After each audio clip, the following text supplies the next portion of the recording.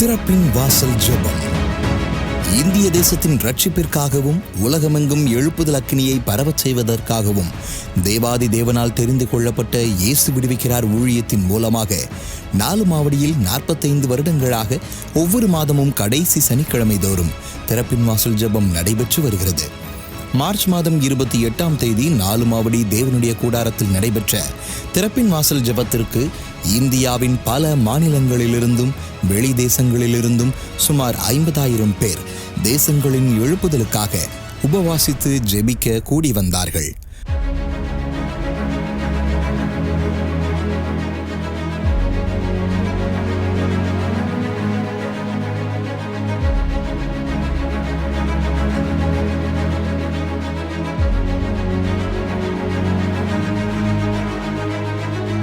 பாடல் ஆராதனை வேளைக்கு பின் ஆரம்ப ஜெப வேளையிலேயே தேவன் சகோதரர் மோகன் லாசரஸ் அவர்களை வித்தியாசமாக பயன்படுத்த ஆரம்பித்தார்.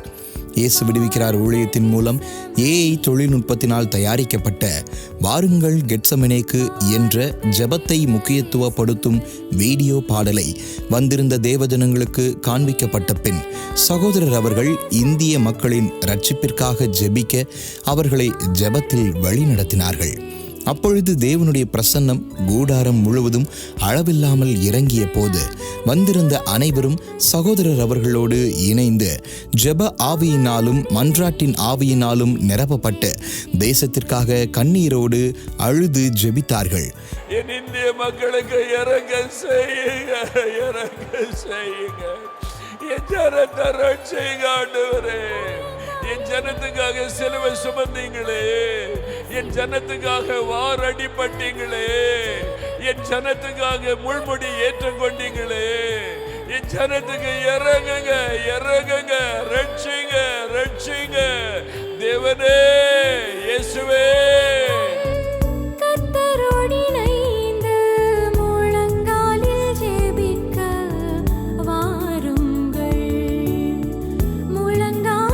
தேவஜனங்கள் ஏகமனதாய் ஏறெடுத்த விண்ணப்பங்களை கேட்ட தேவன் தேசத்திற்காக வைராக்கியமாக எழுந்தருளினதை காண முடிந்தது.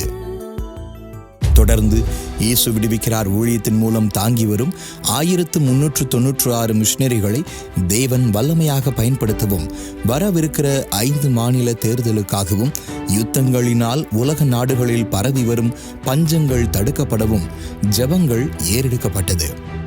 சகோதரர் சாம் ஜெபராஜ் அவர்கள் தமிழ்நாட்டில் விழுப்புரம் மாவட்டத்தின் எழுப்புதலுக்காகவும் இந்தியாவின் கேரளா மாநிலத்தின் எழுப்புதலுக்காகவும் கென்யா மற்றும் இஸ்ரேல் தேசத்தின் எழுப்புதலுக்காகவும் சிறப்பு ஜெபங்களை ஏறெடுத்தார்கள். ரெவரண்ட் ஞானசிங், சத்தியம் டிவி எம்டி சகோதரர் ஐசக் லிவிங்ஸ்டன், கென்யாவைச் சேர்ந்த பிஷப் ஐசக் மேக்ஸ்வெல் ஆகியோர் கலந்து கொண்டு இக்கூட்டத்தை சிறப்பித்தார்கள். தேவனுடைய கூடாரம் மோசே அரங்கத்தில் சிறுவர்களுக்கான அப்லேஸ் சிறப்பு கூடுகை நடத்தப்பட்டது. கலந்து கொண்ட அனைத்து சிறுவர்களும் ஆவிக்குரிய புது பலனை பெற்றுக்கொண்டார்கள். இயேசு விடுவிக்கிறார் ஊழியத்தின் மூலம் அற்புதம் பெற்றுக்கொண்டவர்கள் சாட்சி கூறி தேவனை மகிமைப்படுத்தினார்கள். 2020 மேரேஜ் ஆச்சு. அதுக்கப்புறம் எனக்கு 2021 நான் கன்சீவ் ஆனேன். அது 2 மாதம் அபாசம் ஆயிட்டு. அதுக்கப்புறம் 2022 கன்சீவ் ஆனேன். அது 7 மாதத்தில் துடிப்பு இல்லாமல் வயிற்றுலேயே பேபி இறந்துட்டு. அதுக்கப்புறம் எனக்கு குழந்தையே இல்லை. 2 வருஷமாக எனக்கு குழந்தையே இல்லை. அதுக்கப்புறம் நான் ஹாஸ்பிட்டலுக்கு போனேன். ட்ரீட்மெண்ட் எடுத்தாங்க. எந்த ட்ரீட்மெண்ட்டும் எனக்கு பலன் இல்லை. 2024 மார்ச் இதே திறப்பின் வாசலுக்கு நானும் என் கணவர் வந்தோம். விசுவாசத்தோடு உருக்கமாக நாங்கள் ஜெபம் பண்ணோம். ஏசப்பா எங்களுக்கு கர்ப்பத்திற்கு நீ தாங்க ஏசப்பா. ஒவ்வொரு இடத்துல நாங்கள் நிந்தையும் அவமானம் தான் பட்டோம். ஆண்டவர் எங்களுக்கு 2025 ஜனவரி 4 அழகான ஒரு பெண் குழந்தை. ஆமென், ஆமென். கரங்களை தட்டி கர்த்தருக்கு மகிமை செலுத்துங்க. தம்பிக்கு வந்து கேன்சர் கட்டி 2025 3ஆம் மாதம் சொன்னாங்க. யார் சொன்னா? ஆஸ்பத்திரியில் கேன்சர் சென்னையில் செக் பண்ணி சொன்னாங்க. செக் பண்ணி கையில் இருக்குது தம்பிக்கு சொன்னாங்க. அதோட நான் ட்ரீட்மெண்ட் எடுத்துக்கிட்டேன். கியூமோ ஃபஸ்ட்டு கியூமோ போட்டேன். அங்கே உள்ள அண்ணன் நான் திருப்பி வாசலுக்கு நீ போக்கான். நான் 10ஆம் மாதம் 2025 நான் வந்தேன். அதுலேருந்து நான் மாதம் வந்தேன். தம்பிக்கு 1ஆம் மாதம் கட்டி சுத்தமாக இல்லை. போய் இந்த பெட் எடுத்துகிட்டு வந்தேன். எல்லாமே இந்த ரிப்போர்ட்ல இருக்குது. எல்லாமே இருக்குதுல. அவங்க சொன்னது போனது எல்லாமே மறுபடியும் செக் பண்ணீங்களா? செக் பண்ணி தான் இந்த எந்த இதுமே கட்டி இல்ல. இப்ப தம்பிக்கு இந்த இதுல எந்த விதமான கட்டி இல்லன்னு ரிசர்ச். நல்ல கரங்களை தட்டி கர்த்தருக்கு மகிமை செலுத்துங்களே. மனைவி 2021 மேரேஜ் ஆச்சுங்க. 2021 ஒரு ஆண் குழந்தை பிறந்துச்சுங்க. ஆண் குழந்தை பிறந்து அது 2 மாசத்துல என் மனைவி மனநலம் பாதிக்கப்பட்டுருச்சுங்க. மனநலம் பாதிக்கப்பட்டு அப்போ நாங்கள் குடும்பத்தோடு இங்கே வந்தோம்ங்க. அம்மா பொறுத்துன்னு வந்துச்சுங்க. நான் மருமகளுக்கு நல்லா ஆயிடுச்சுன்னா 20 பைபிள் நான் நிறைவேற்றுறேன் அப்படின்னு சொல்லி அம்மா ஜெபம் பண்ணிட்டு இங்கே நாங்கள் போனோமுங்க. அதேமாரி நல்ல விடுதலை ஆயிடுச்சுங்க. இப்போ 2026 அவனுக்கு ஒரு ஆண் குழந்தை பிறந்துருக்குங்க. ஆமே. நல்ல கரங்களை தட்டி கர்த்தருக்கு மகிமை செலுத்துங்க. திறப்பின் வாசல் ஜெபத்திற்கு கடிதம் மற்றும் தொலைபேசி மூலம் ஜெபிக்க கேட்டுக்கொண்டவர்களுக்காக சகோதரி செல்லாராணி அப்பாதுரை அவர்களும், வந்திருந்தவர்கள் எழுதிய ஜெபக்குறிப்புக்காக சகோதரி ஆஷ்லி எபனேசர் அவர்களும் சிறப்பு ஜெபத்தை ஏறெடுத்தார்கள். இறுதியாக சகோதரர் மோகன் சிலாசரஸ் அவர்கள் உங்களுக்கு சமாதானம் என்கிற தலைப்பில் கர்த்தருடைய வார்த்தையை பகிர்ந்து கொண்டார்கள். சமுதாயத்துல நடக்கிறதெல்லாம் பார்த்துட்டு பயந்து பயந்து பயந்து, பொருளாதாரத்தில் அது நடக்குது, யுத்தம் நடக்குது, அதனால் அப்படி ஆயிரும் இப்படி ஆயிரும். இதல்ல வாழ்க்கை. என்ன நடந்தா என்ன, கடைசி காலம் இப்படிதான் இருக்கும். யுத்தங்கள், பஞ்சங்கள், கொள்ளை நோய்கள், பூமி எதிர்ச்சிகள் வரும். கிறிஸ்தவங்களுக்கு உபத்திரவம் வரும். அப்படிதான் இருக்கும். இனிமே அதுக்கு மத்தியில தைரியமான ஒரு வாழ்க்கை வாழணும், பயமற்ற ஒரு வாழ்க்கை வாழணும். அதுதான் இயேசு கிறிஸ்து கொடுக்கிற ஒரு வாழ்க்கை. ஜெப நேரத்தில் சமாதானத்தை இழந்து பலவித பயத்தினால், பிசாசின் கட்டுகளினால், வியாதியினால் பாதிக்கப்பட்ட அநேகர் விடுதலையை பெற்றுக்கொண்டு சாட்சி சொல்லி தேவனை மகிமைப்படுத்தினார்கள். 4 வருஷமா தைராய்டு ப்ராப்ளம் இயேசு சுகமாக்கிறார். டெஸ்ட்லாம் எடுத்திருந்தோம். சிவியராக இருக்குது. ஒரு 6 மாதம் கழிச்சு நீங்கள் நல்லா இருந்ததுன்னா மறுபடியும் ஆப்ரேஷன் பண்ணணும்னு சொன்னாங்க.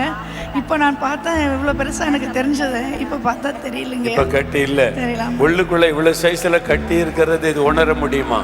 இப்ப தைராய்டு கட்டிய கர்த்தர் மறைய பண்ணிட்டார். 2 வருஷமா டிப்ரெஷன், கர்த்தருடைய கரம் வந்து அமர்ந்ததை உணர்ந்திருக்கிறாங்க. விடுதலை. டிப்ரெஷன்னா என்ன செய்யும்? அதிகமாக கோவப்படுறது, குழப்பமாக இருக்கு. அந்த மாதிரி இருந்தது. 2 வருடங்களாக இருந்தது. இப்போ நீங்கள் சொல்லும்போது இந்த மாதிரி குழப்பம் இருக்கவங்க முன்ன வந்து ஜபிங்கன்னு சொன்னீங்க.